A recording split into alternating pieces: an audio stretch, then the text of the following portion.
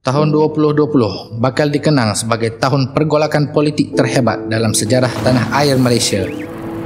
Pada tahun ini buat pertama kali dalam sejarah berlakunya peralihan tampuk kepimpinan tertinggi negara, iaitu Perdana Menteri dan barisan kabinetnya melalui cara yang tidak demokratik.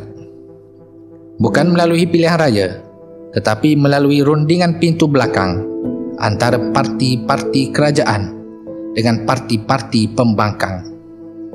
Langkah Sheraton antara peristiwa penting yang akan menjadi sejarah yang akan dikenang oleh generasi mendatang.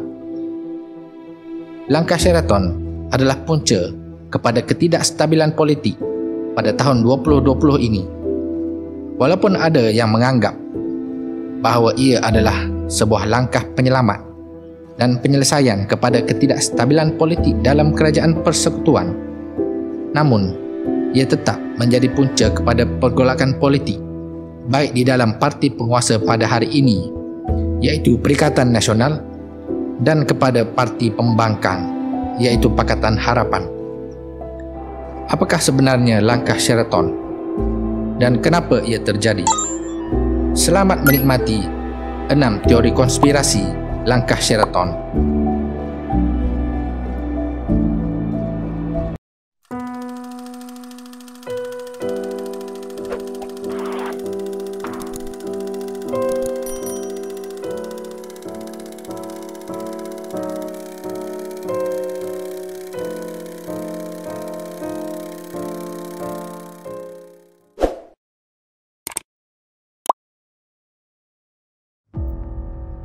Menurut Sinar Harian, terdapat sekurang-kurangnya 6 teori konspirasi yang dikaitkan dengan usaha menjayakan langkah Sheraton sehingga tumbangnya kerajaan yang dipilih oleh rakyat pada pilihan raya umum ke-14, iaitu Pakatan Harapan, yang digantikan oleh kerajaan pintu belakang, iaitu Perikatan Nasional.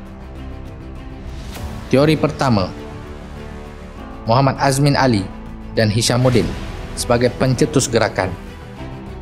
Azmin Ali sememangnya sudah tidak sehaluan dengan Anwar Ibrahim. Beliau dikatakan berjaya meraih tanda tangan akuan bersumpah SD lebih dari 130 ahli parlimen dari Parti UMNO, Parti PAS Bersatu dan Parti PKR.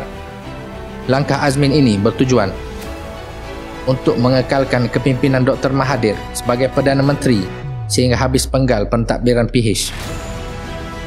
Menurut bekas Angkatan Muda Keadilan, iaitu Datuk Ezam Muhammad Noor, dalam satu kenyataan mendakwa Hishamuddin diperalatkan Muhammad Azmin bagi meraih sokongan ahli Parlimen Barisan Nasional.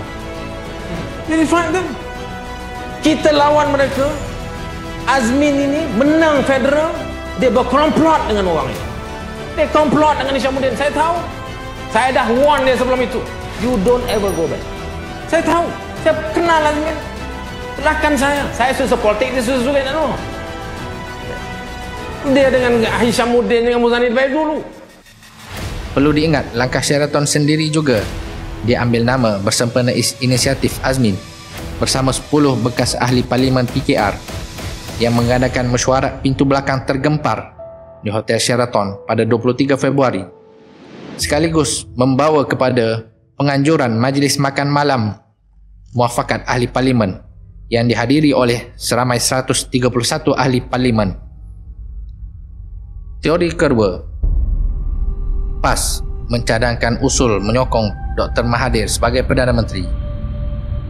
Perkara ini bukanlah satu teori apabila Timbalan Presiden PAS, Datuk Tuan Ibrahim Tuan Man, sendiri mengesahkannya untuk dikemukakan dalam sidang Dewan Rakyat. Bagaimanapun usul dicadangkan PAS digembar-gemburkan membawa kepada ketidakstabilan hubungan antara parti-parti dalam PH, terutama PKR dan Bersatu. Usul ini turut dikatakan sebagai isyarat awal pembentukan jajaran kerajaan pakatan baru yang dipercayai direncanakan untuk satu tempoh masa yang lama dan sudah menunggu masa untuk diaktifkan pada bila-bila saja. Teori ketiga, Luqman Nur Adam mendedahkan Zahid Hamidi cuba mengkhianati UMNO. Kerjasama antara UMNO dan PAS dan Bersatu timbul setelah pendedahan bekas ahli MT UMNO Datuk Lokman Nur Adam berhubung apa yang dikatakan rancangan parti itu untuk bekerjasama dalam pembentukan satu pakatan baru. Rancangan itu didakwa disuarakan oleh Presiden UMNO Datuk Seri Dr. Ahmad Zahid Hamidi ketika berucap merasmikan Majlis Jawatankuasa Perhimpunan Muafakat Nasional pada 4 Februari 2020. Lokman turut mendakwa tujuan utama Zahid melakukan konspirasi itu adalah bagi membersihkan nama dirinya yang berdepan dengan 83 pertuduhan kes rasuah di Mahkamah Tinggi Kuala Lumpur. Lokman juga kecewa apabila Zahid Hamidi menggunakan alasan pembentukan kerajaan baru ini untuk menyelamatkan bekas Perdana Menteri Datuk Seri Najib Razak yang berdepan dengan pertuduhan mahkamah. Teori keempat, setiausaha politik Dr. Mahathir bertindak sebagai daulah terpendam dalam Pakatan Harapan. Teori ini didedahkan oleh ahli Majlis Pimpinan Tertinggi Bersatu Datuk Abdul Kadir Jassin apabila beliau menggambarkan sebahagian besar ahli MPT Bersatu seolah-olah dirasuk syaitan untuk mengenepikan Dr. Mahathir dan mencalonkan Muhyiddin bagi menjadi Perdana Menteri Kerajaan Pakatan Baru.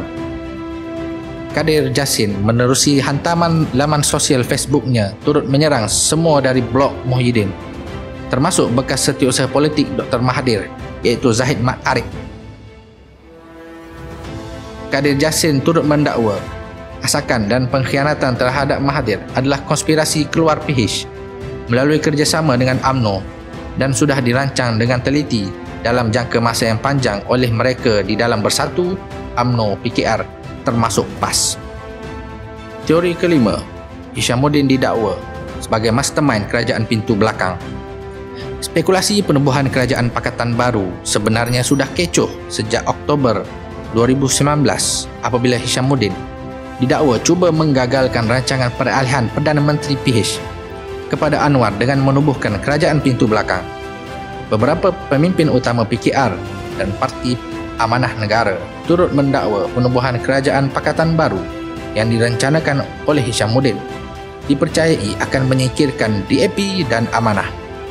Selain itu, spekulasi mengaitkan Hishamuddin turut timbul apabila terdapat dakwaan berlaku pergolakan dalaman UMNO sendiri di mana pelantikan Ahmad Zahid sebagai presiden tidak diterima secara positif oleh beberapa pimpinan dan blok dalam parti tersebut.